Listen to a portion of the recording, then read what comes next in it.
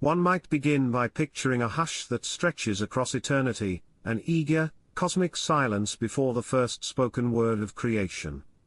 In that hallowed moment, the Almighty proclaims existence itself, He who said, "Let there be heaven, let there be earth," and so launched the unfathomable symphony of the cosmos, Genesis 1:1. Before the dust had even settled, He already stood as both witness and advocate in the highest courtroom of reality, vouching for us with a love we scarcely comprehend, Job 16:19. Yet we mortals often shuffle about, hearts so heavy they seem to drag in the dust. We gasp like Jeremiah, "My sorrow is too deep, my heart all but fails," Jeremiah 8:18. But take courage, friend. For the scripts of prophecy ring out an unthinkable promise: a child, no ordinary child, would rule with both might and kindness. He is the wonderful counselor, the champion of peace, wearing cosmic authority on his shoulders, Isaiah 9:6. Think of it, a majestic king, yet personally guarding each of us in battle. Like a divine shield upon our heads, he stands with us when swords clang and chaos roars, Psalm 147. Far from being a distant potentate, he provides a solid foundation beneath our fumbling feet. Stand here, he seems to say, on the precious stone I've laid in Zion, trust in me, and you will not be shaken, Isaiah 28:16.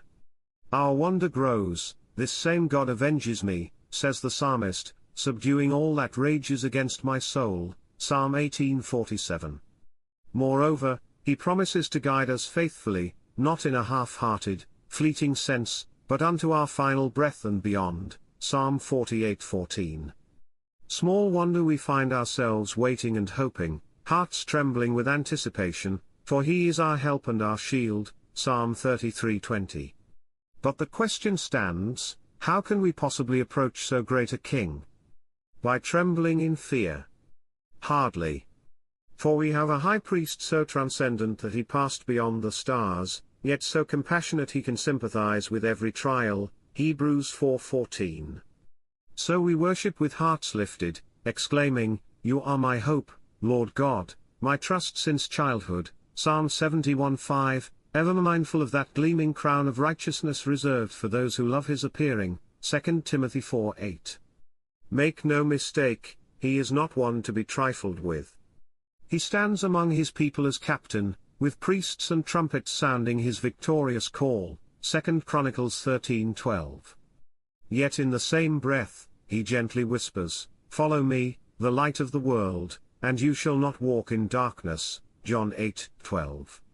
His ways command us to pray for laborers in fields ripe for harvest, Matthew 9:38, reminding us that we meant to join him in his work, not simply watch from afar.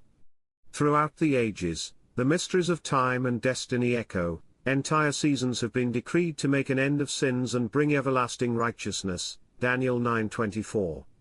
Again we hear the promise of that child, now revealed as the mighty God, the Prince of Peace, Isaiah 9:6.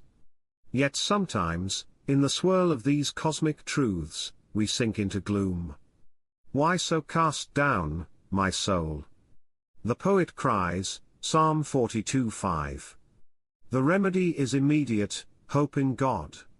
For those who cling to him find a reason to praise again. In quiet corners of the story, aged saints sigh in contentment, "Lord, let me depart in peace," they pray, having glimpsed the salvation of the ages, Luke 2:29. Others speak of the day of calamity, when foes nearly overwhelmed them, but how the Lord himself stood fast as their stay and fortress, 2 Samuel 22:19. In all this, worship does not merely involve hushed chants or polished ceremonies, it is an outpouring of awe toward the King who fashioned the cosmos, and yet stoops low to defend, guide, and forgive. To revere this God is to honor him as the sole Lord worthy of every breath, every heartstrum of praise. To worship is to gaze upon the Holy One who shaped galaxies and heroes alike, to find both solace and boldness in his presence, and to obey his commands that bring life instead of mere constraint. Above all, we discover that this is no ordinary deity tucked away in a temple niche, he is the warrior shielding our heads, the child who governs with compassion, the rock who cannot be shaken, and the light that dispels all darkness. So stand in reverent wonder. Lift your eyes from the dust to behold your captain, and never forget that the God who crowned the heavens with stars takes time to whisper hope to every seeking heart.